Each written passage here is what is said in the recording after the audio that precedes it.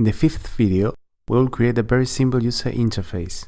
It will have two parts, one for the main menu and one for the game. The menu part will have a button to start, and the other part will display a text that will later be used for the countdown timer. There will be no programming in this video. Let's get started.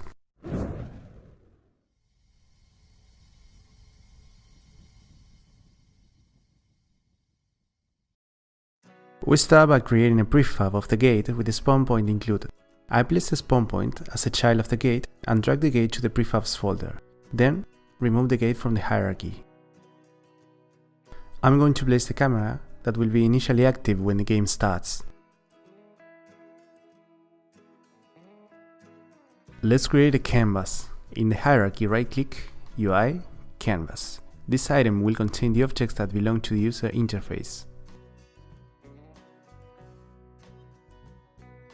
Inside the canvas, we are going to create two empty objects. One will be called main menu and the other game.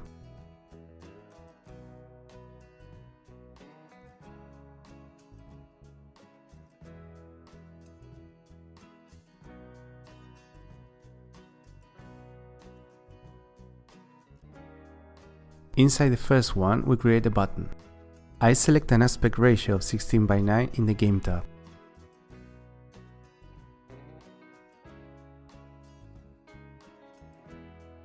We edit the text of the button and position it on the canvas.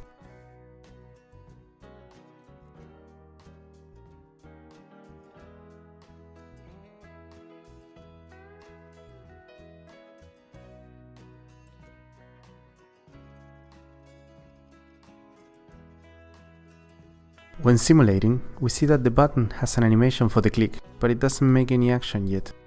Rename the button and then create a text inside game and give it the name timer.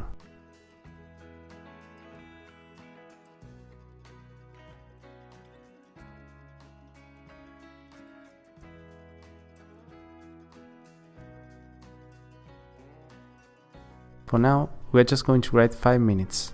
Position it, center the text and adjust the size.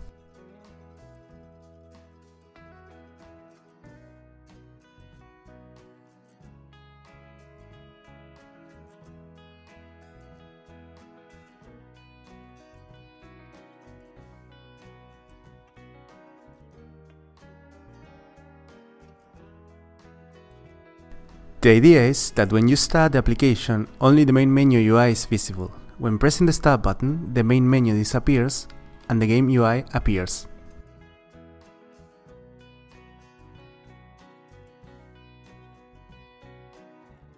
Finally, we will see the canvas scaler. This component automatically resizes the canvas elements.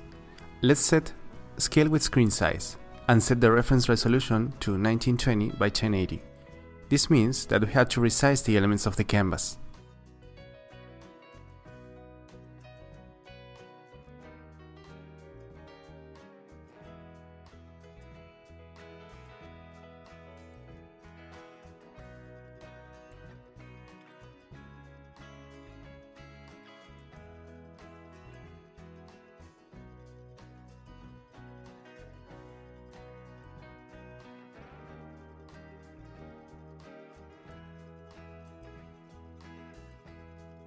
Set the free aspect mode. If I change the size of the game window, the canvas resizes the button.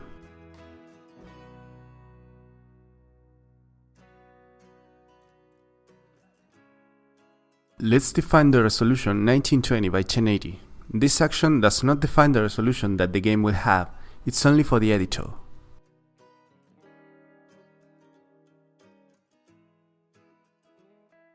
In the next video, we will program the behavior.